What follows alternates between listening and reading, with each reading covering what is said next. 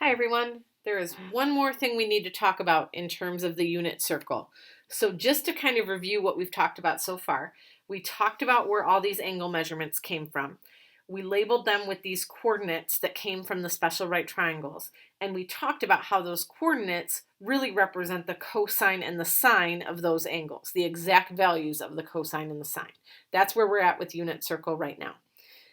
But we left out one important thing, and you may have been questioning this when I wrote these two things down. As we talked about the cosine and the sine, what about the tangent?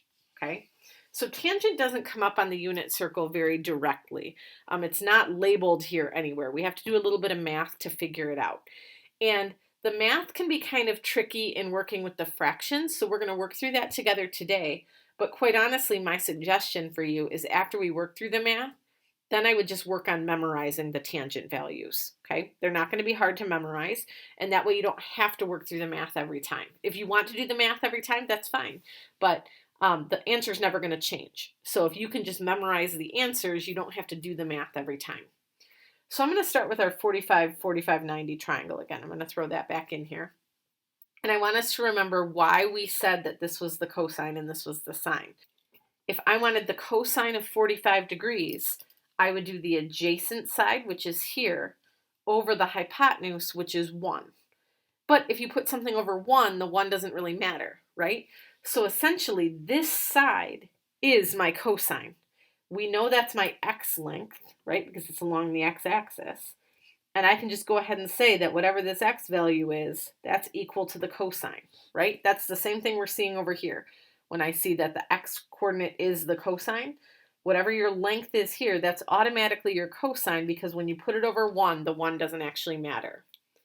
Same thing with sine, right? If I were to do sine, it would be opposite over hypotenuse. So this opposite side, because the 1 doesn't really matter, the opposite side really is just my sine. So I can say that the y value over here is really equivalent to the sine.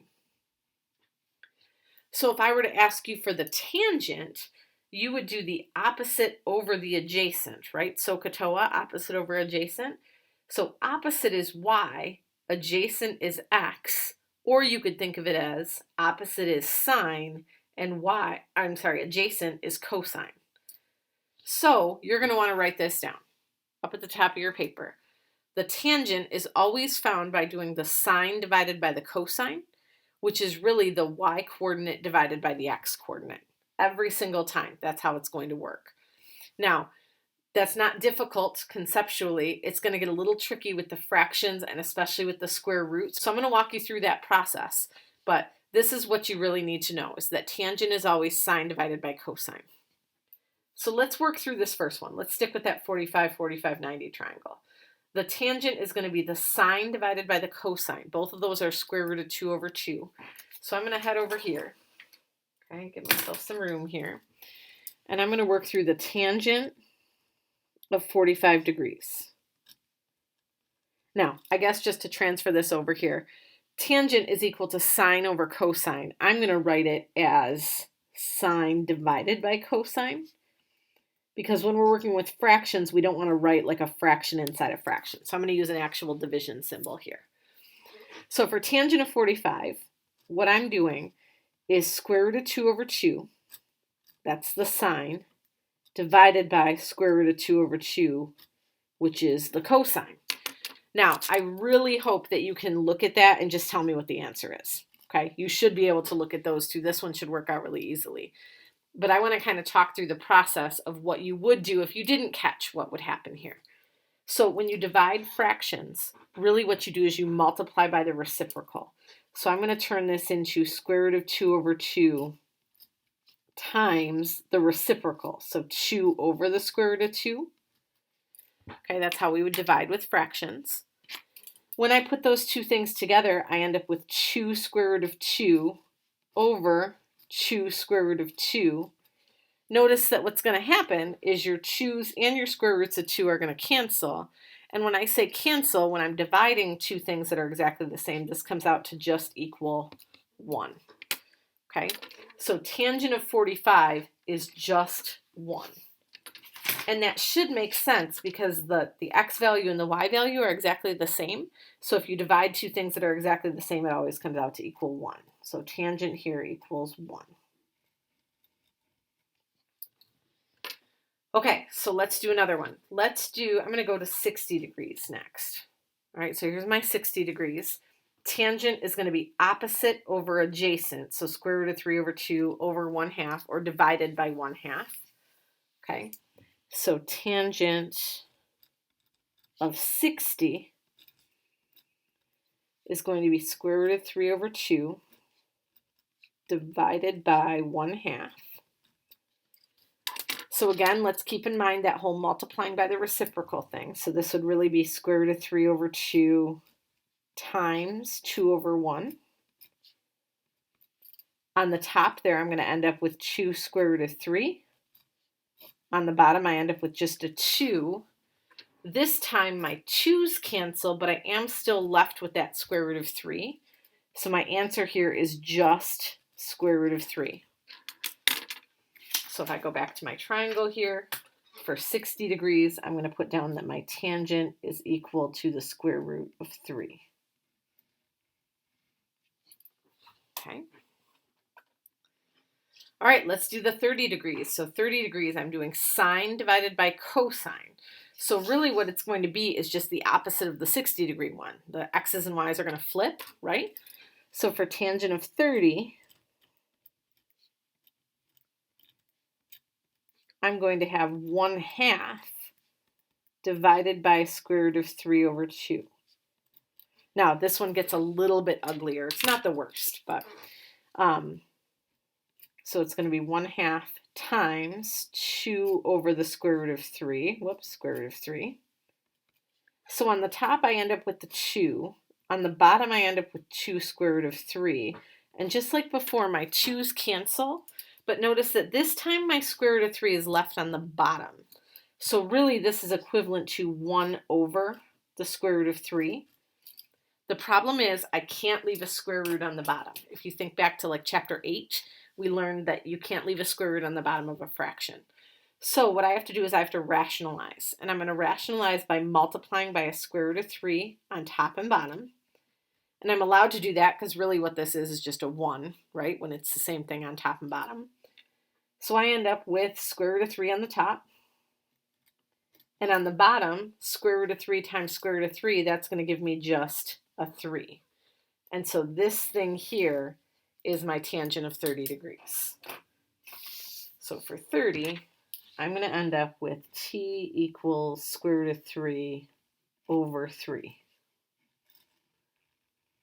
Okay, so now we're ready to go all the way around the circle, right? And we could keep doing this math all day long if we want to. But really, once I know these three, I should be able to fill in just about everything else.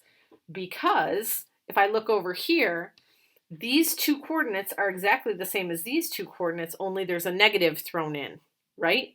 So these tangents over here are going to match these tangents here, except all of these tangents are going to be negative. So you'll notice that here in this first quadrant, where I was dealing with positive for x's and y's, all of my tangents were positive. Okay. When I go over to this quadrant, all of my tangents are going to be negative. I'm running out of space to write all of this. So I'm going to go ahead and write these in for you. All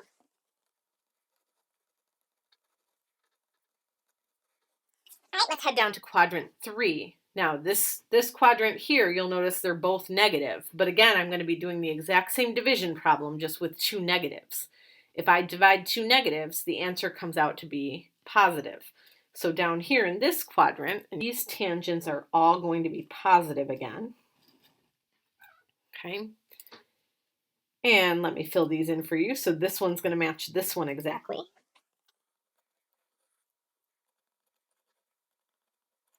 There we go. And then quadrant 4 over here, these tangents are going to go back to being negative, right? Because you're dealing with one positive and one negative coordinate. So really, these ones will line up exactly with these guys over here, okay, with the negative sign.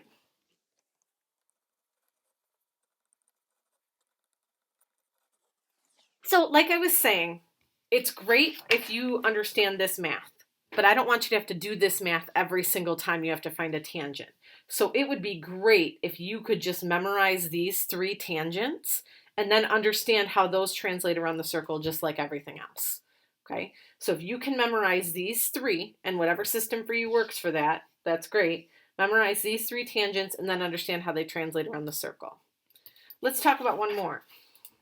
Let's talk about tangent of 0 degrees. Okay, well, 0 degrees is 1 comma 0. So the sine is equal to 0 and the cosine is equal to 1. So that would be 0 divided by 1, sine divided by cosine. That's just going to equal 0. So the tangent at 0, again, I did 0 divided by 1, would be 0. Same thing over here. I would do sine divided by cosine, so that's 0 over negative 1. So again, the tangent here would be 0. Up here at 90 degrees, it goes the other way, right? So tangent of 90 would be 1 divided by 0. That's a problem, right? We can't divide by 0. This is the same thing as saying like 1 over 0, and that's a big no-no in math land, right? We can't divide by 0. This is undefined. Okay, so at 90 degrees, my tangent is undefined. And at 270, the exact same thing. Okay, so hopefully that helped you understand where tangents come from on the unit circle. Hopefully you don't have to go through all of that math every single time you're trying to solve for a tangent. But this is what you always want to keep in mind. And again, if you can memorize these 3, you'll be in good shape. All right, thanks a lot, guys.